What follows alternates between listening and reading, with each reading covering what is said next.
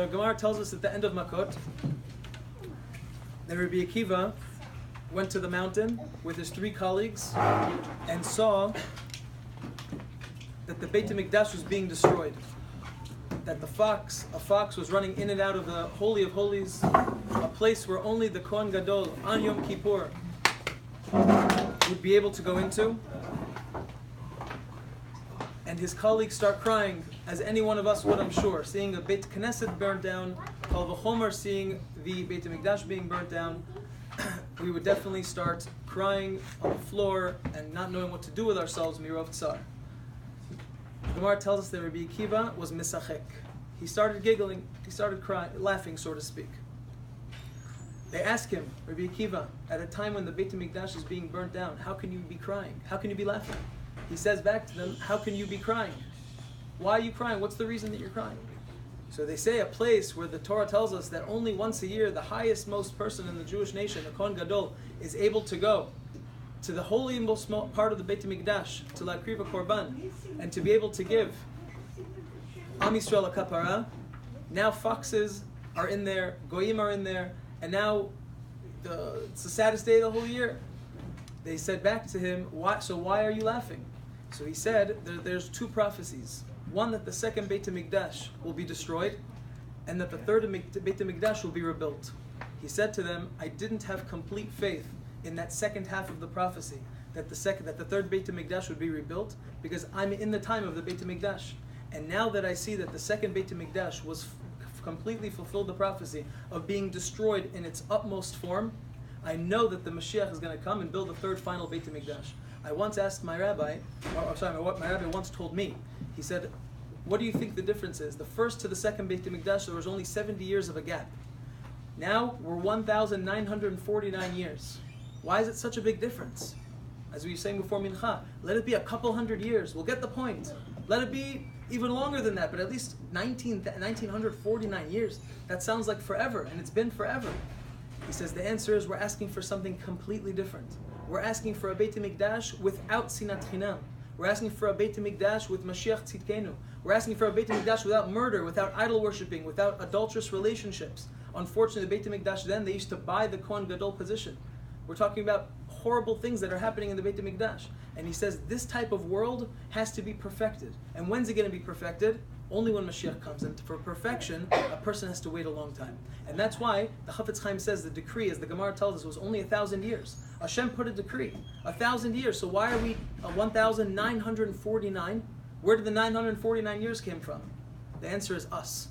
949 years come from us. Hashem wants to. He's ready at any moment. Meaning 1,000 years was the Gzerah. There was nothing we could do for that 1,000 years. But after that time, 949 years, and right now, this second that we're standing in, Hashem says, I'm waiting, I'm begging, I want to bring down the Beit HaMikdash. The answer is, Hayom im bekolot tishma'u. Hayom bekolot tishma'u. Are we going to listen to Hashem's voice today? I was listening to a beautiful shiur today in the afternoon. He says, are you following mitzvot, Torah and mitzvot, because you want to? Because what's comfortable? Whatever is okay in your eyes, you do, but whatever you don't fully understand, you don't do? Hashem tells us, accept the Torah. We accept the Torah. We say, Na'aseh v'nishma. Afterwards, Hashem lifts up the mountain, the Midrash tells us, over our heads, and it says, accept the Torah right now, or this will be your burial spot. Everyone looks to their friend and they say, didn't we just accept the Torah 2 minutes ago? Why is Hashem holding the mountain over our head, telling us to accept the Torah? We just accepted it. Chazal tell us that if they didn't accept it from fear, if they didn't accept the Torah after Hashem put the mountain over their heads, we wouldn't have had the relationship we still do with Hashem. That's why there's mitzvot lo ta'aseh, and there's punishment and reward, and that's why there's mitzvot ta'aseh with punishment and reward. Why can't there just be reward?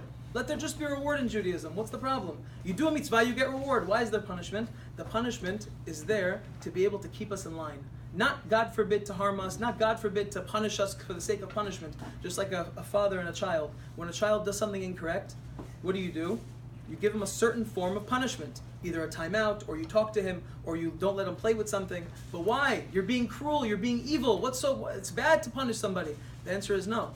If a person knows he has this type of relationship, it has to be a respectful type of relationship. And Chazal tell us that if we would just serve Hashem from Simcha when we want to, because it feels good, or it's on our schedule, or it's on our way to work, we'll feel like we need to go to shul and do what we need to do, then that's the relationship of just love.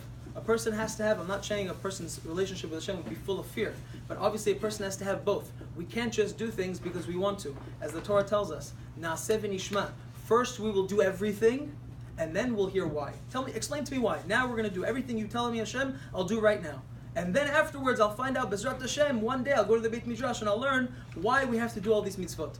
Bezrat Hashem, the pasuk tells us, and Rabbi Nachman explains, Hayom b'kolot yishma'u, dafka hayom. A person should not think about all the avodah that he has to do for the rest until Mashiach comes and, God forbid, in 50, 60 years from now after he passes away. No, hayom, right today. If a person puts all his strength in today, whatever I have to do today, I'm going to do. I'm not worried about tomorrow. I'm not worried about Thursday. I'm not worried about Shabbat. I'm worried about right now. How can I perfect my avodat Hashem, my ben adam lechavero, right this second? If a person pays attention from the second he wakes up until the second he goes to bed, and that's his whole sight, only from right now until when I go to bed, a person won't have it so rough on him, so tough on him, so heavy on him, to be able to do everything he can of avodat Hashem.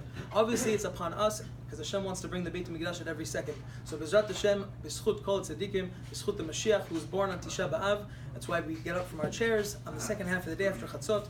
A lot of things are allowed. Bezrat Hashem, may we see the building of the Beit Hamikdash with Mashiach b'mher b'yameinu. Amen.